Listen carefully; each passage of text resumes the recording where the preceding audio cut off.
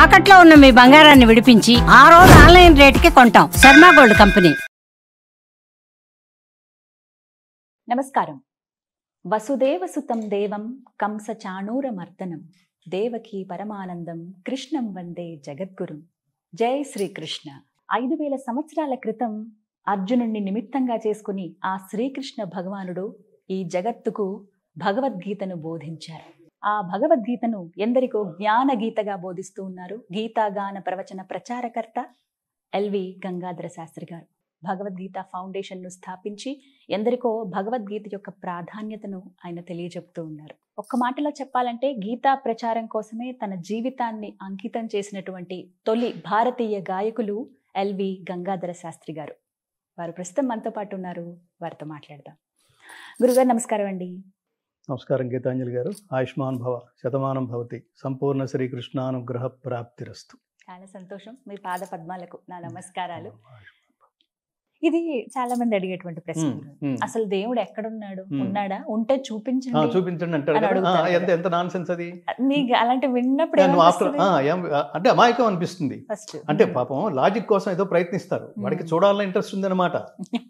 దేవుడు ఉన్నాడు లేని వాడికి అసలు చర్చే లేదుగా. ఒకవేళ చర్చ ఉన్నా కూడా బద్ధగస్తులు అడిగే ప్రశ్న అది.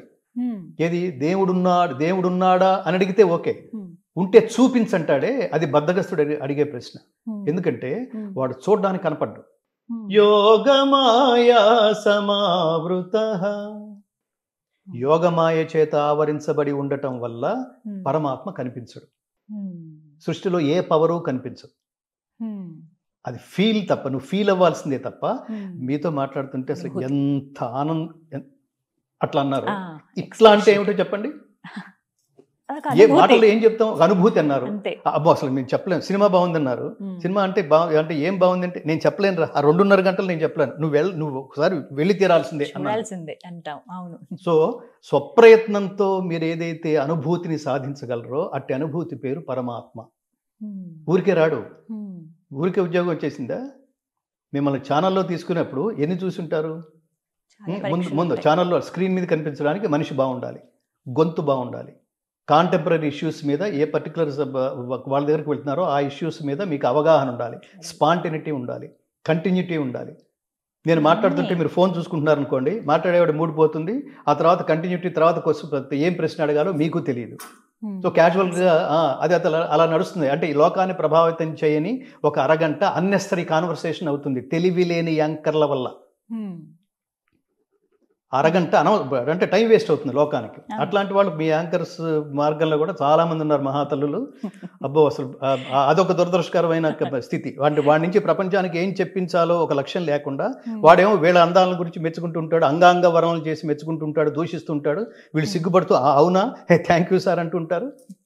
ఎంత నాన్ సెన్స్ అది. ఇలా దరిద్రుల ముందు కూర్చుని వీళ్ళు ఎలివేట్ అవ్వడానికి ప్రయత్నం చేసే లోయర్ స్టాండర్డ్స్ యాంకర్లను చూస్తుంటాం. అలా కాకుండా అవతల వాళ్ళ ద్వారా ప్రపంచానికి ఏం అందించాలి, వీళ్ళని ఎలాంటి ప్రశ్నలు వేయటం ద్వారా ప్రపంచానికి స్ఫూర్తినివ్వగలిగే ఆన్సర్స్ రాబట్టగలం. అది చాలా జ్ఞానం. అది అలాంటి యాంకర్స్ అరుదు. సో ఎంత దేనికి చెప్తున్నాను కాబట్టి మీరు ఏ పని చేస్తున్నా అది దానికోసమే పుట్టాం అనే అంకిత భావంతో చేయాలి. మీకు ఈ ఆపర్చునిటీ ఎవరైతే ఇచ్చారో వాళ్ళు గర్వపడేట్టుగా, మిమ్మల్ని కన్న తల్లిదండ్రులు గర్వపడేట్టుగా జీవితం గడపాలి. మిమ్మల్ని ఉద్యోగంలో పెట్టుకున్న మీ ఎంప్లాయర్ గర్వపడేట్టుగా డిశ్చార్జ్ చేయాలి. ఒకరోజు నేను ఉద్యోగం మానేస్తున్నాను సార్ అంటే మీ ఎంప్లాయర్ వచ్చి కళ్ళనీళ్ళు పెట్టుకోవాలి. మీరు అట్లా వెళ్ళడానికి వీలేదు, మీకేమైనా డబ్బు ఇంకేమైనా అవసరమా, ఇంకో 1 లక్ష పెంచనా, 2 లక్షలు పెంచనా, మీరు వెళ్ళొద్దమ్మా, మీరు వెళ్ళొద్దు. అలా అంటే మన ప్రెజెన్స్, నేను ఎప్పుడు చెప్తుంటాను, మన ప్రెజెన్స్ ఎలా ఉండాలంటే మన ఆబ్సెన్స్ లో కూడా మనల్ని తలుసుకునేట్టుగా ఉండాలి. అంత ప్రభావితం చేసి అది లైఫ్. Non sense. శాలరీ కోసం ఎవడ జ్ఞాని ఎప్పుడు శాలరీ కోసం పనిచేయడు. శాలరీ అంటే తర్వాత మీరు పొందే ఫలితం అని అర్థం. ఫలితం దైవార్పణ చేస్తాడు.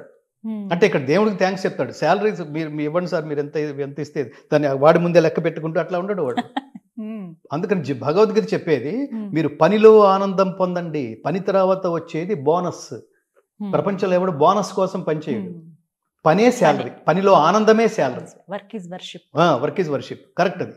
సో అందులో ఆనందం. రేపు ఎప్పుడు తెల్లారుతుంది, రేపు ఇంటర్వ్యూకి ఎవరి దగ్గరికి వెళ్ళాలి, ఇది లైఫ్ అంటే పనిని ప్రేమించడం, పనిని ఆనందించడం. జీవితం అంటే లక్ష్యాన్ని చేరుకోవటం ఒక్కటే కాదు, ప్రయాణాన్ని త్రికరణ శుద్ధిగా ఆత్మానందానుభూతితో ఎంజాయ్ చేయటం కూడా, అదే ఇంపార్టెంట్.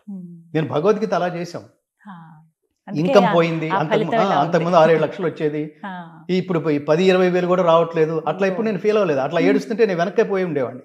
మళ్ళీ అవే పాడు, నన్ను దోచుకొందు, ఇవే పాడుతూ ఎన్నిసార్లు దోస్తాం, ఎన్నిసార్లు దోచుకుంటాం. అందుకని ఆ పాటలు మనకెప్పుడు జీవితంలో గుర్తుపెట్టుకోవాల్సింది ప్రోగ్రెస్. భగవద్గీత అది రేకెత్తిస్తుంది. మన పిల్లలకి చెప్పాల్సింది కూడా అదే. ఎప్పుడు always try to be in next level. Last year ఎలా ఉన్నారో అది న్యూ ఇయర్ ఓతులు ఇవిగా ఇవన్నీ నాన్ సెన్స్. నాకు నేను జర్నలిస్ట్గా పనిచేసే రోజుల్లో కూడా నా స్నేహితులు ఉండేవాళ్ళు, కొందరు జర్నలిస్టులు. గంగా అనేవాడు ఒకడు. అంటే వాడు షేక్ హ్యాండ్ ఇవ్వాలి. వాడి ఎక్స్ప్రెషన్స్ చాలా విచిత్రంగా, గంగా అనేవాడు. వాడు షేక్ హ్యాండ్ ఇచ్చి, ఏంట్రా ఏమైందిరా చెప్పరా అంటే, నేను మందు మానేశాను రా, జనవరి 1 వచ్చింది, నేను మానేశాను అంటే నేను అనేవాడిని. నాకు పెద్ద థ్రిల్ ఉండేది కాదు. మళ్ళీ ఎప్పుడు స్టార్ట్ చేస్తున్నావు అని అడిగేవాడు నేను.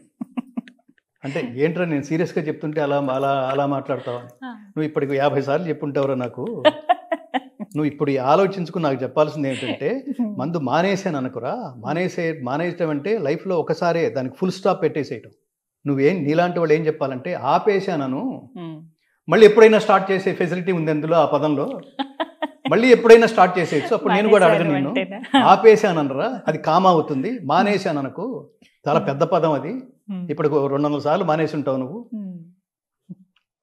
అట్లా లైఫ్ అంటే డెడికేట్. నీ మీద ఇంకొకటి, సిగరెట్లు తాగేవాళ్ళు, మందు ఈ దురలవాట్లకు బానిసలు అయ్యేవాళ్ళు, వాళ్ళకి ఏంటంటే వాళ్ళు ఆలోచించాల్సింది ఏంటంటే, వాళ్ళకి చెప్పాల్సింది కూడా నీ మీద నీకే గౌరవం లేదనమాట. దీన్ని ఆత్మగౌరవం అంటాం.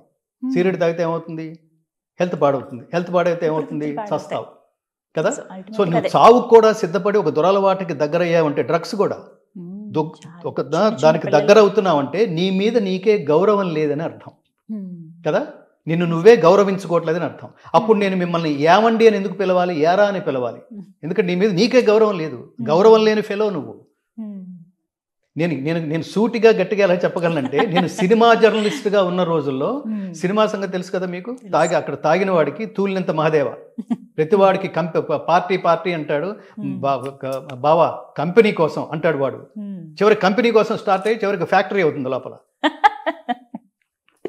అది ఒక్కదాంతో పోదు. ఎందుకు ఆ దురలవాట్లు ఎందుకు పోదు అంటే, అది ఒక్క దాంతోనే, ఒక గ్లాస్తో స్టార్ట్ అవుతుంది. అని ఏమంటారు మీరు, ఒక పెగ్ అంటున్నారు మీరు, అది స్టార్ట్ క్షమించుగా దాంతో. ఎందుకంటే అది కూడా అది కూడా చెప్పాలి. ఆ దురలవాట్ల వల్ల ఏమవుతుందంటే, అది అక్కడ మొదలవుతుందమ్మా. మొదలైతే అది ఒక్కదాంతో అవ్వదు. జీవితం అనేది ఏంటంటే, సుఖదుఖే సమే కృత్వా లాభాలాభౌ జయాజయౌ. ఇంకో చోట చెప్తాడు, దుఃఖేష్వనుద్విగ్నమనాః సుఖేషు విగత స్పృహః వీతరాగ భయక్రోధః స్థితధీర్మునిరుచ్యతే.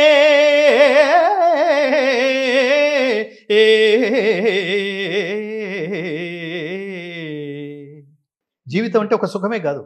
సుఖం తర్వాత దుఃఖం, దుఃఖానంతర సుఖం, సుఖానంతర దుఃఖం. కంటిన్యూస్గా సుఖం ఉండేవాడు, కంటిన్యూస్గా దుఃఖం ఉండేవాడు ఉండడు. అది వస్తుంటుంది, పోతూ ఉంటుంది. వచ్చినప్పుడేమో ఆనందం, మళ్ళీ ఇది. రాకపోతే బాధ, మళ్ళీ ఇది.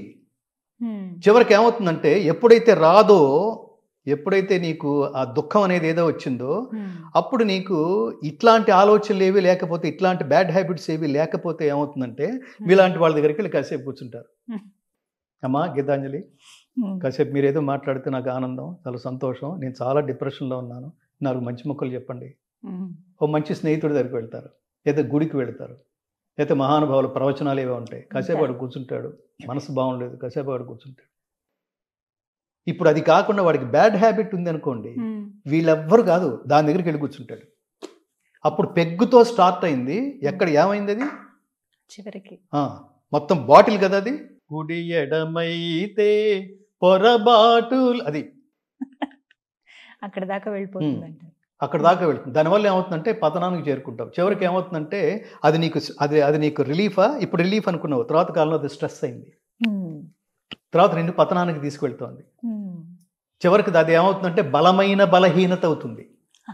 కరెక్ట్. ఈ బలహీనత బలం అయిపోయి బలమైన ఇంకా అది తప్పితే వేరే లేదని జీవితాన్ని సర్వనాశనం చేసుకుంటావు. అందమైన జీవితం, అద్భుతమైన జీవితం, స్ఫూర్తిదాయకంగా ప్రపంచానికి నువ్వు నిలబడగలిగే అర్హత పరమాత్ముడు ఇచ్చిన జీవితం, ఇవన్నీ చివరికి ఏమైపోయినాయి. సో అందుకని నేను ఏమంటానంటే అలాంటి స్థితిలో చుట్టూతా అలాంటి వాళ్ళు ఉన్న స్థితిలో కూడా, సినిమా వాళ్ళు ఉన్న స్థితిలో కూడా నేను ఈ రోజుకి నేను దాని వాసన చూడకపోవడం వల్లే అప్పుడు చూడకపోవడం వల్ల ఈ మార్గంలోకి వచ్చాను. ఇంతకంటే కిక్కుందా? ఈ గీతామృతం కంటే కిక్కుందా? ఒకసారి రుచి చూడాలి. అది చెప్పేది. ఇది తీసుకువెళ్లే మార్గం అదేమో నిన్నొక్కడిని సర్వనాశనం చేస్తుంది, నీతో ఉన్న ఫ్యామిలీని సర్వనాశనం చేస్తుంది. అంతకంటే నెక్స్ట్ లెవెల్కి ఏం తీసుకెళ్ళదు. నువ్వు నీ మీద ఆధారపడ్డ వాళ్ళని నాశనం చేస్తుంది. ఇది లోకాన్ని ప్రభావితం చేస్తుంది ఒక్కడు. నేను ఇప్పుడు జనరల్ గా నేను చెప్తుంటాను, యాపిల్ ఫోన్ ఫైండర్ ఎవరు? స్టీవ్ జాబ్స్ మరణించేటప్పుడు అతను కొద్ది కాలం క్రితం నా కళేబరాన్ని చూడడానికి వచ్చే వాళ్ళకి భగవద్గీత ఇవ్వండి అన్నాడు అతను. ఇంకొక మాట అన్నాడు అతను, నా జీవిత ప్రారంభ దశలోనే నాకు భగవద్గీత పరిచయం అయి ఉంటే నా మార్గం వేరేగా ఉండేది, ఇంకో విధంగా ఉండేదని. అది ఎంత గొప్ప గ్రంథం అయి ఉంటుంది. నిరంతరం మీ జీవితాన్ని మీ జీవనాన్ని నిర్దేశిస్తూ ఈ హ్యూమన్ వాల్యూస్ని పెంపొందించే, అది భగవద్గీత అండర్లైనింగ్. అది నైతిక విలువల ప్రబోధానికి భగవద్గీత కంటే మించిన గ్రంథం, ఉత్తమ గ్రంథం, ప్రామాణిక గ్రంథం, స్ఫూర్తిదాయకమైన గ్రంథం ప్రపంచంలో ఇంకొకటి లేదు. Just believe that. దాన్ని చిన్నప్పటి నుంచి అలవాటు చేయండి. కొంచెం హోమియోపతి పిల్స్ లాగా రోజుకో శ్లోకం విత్ తాత్పర్యం. చాలా అమూల్యమైన విషయాలు తెలియజేశారు.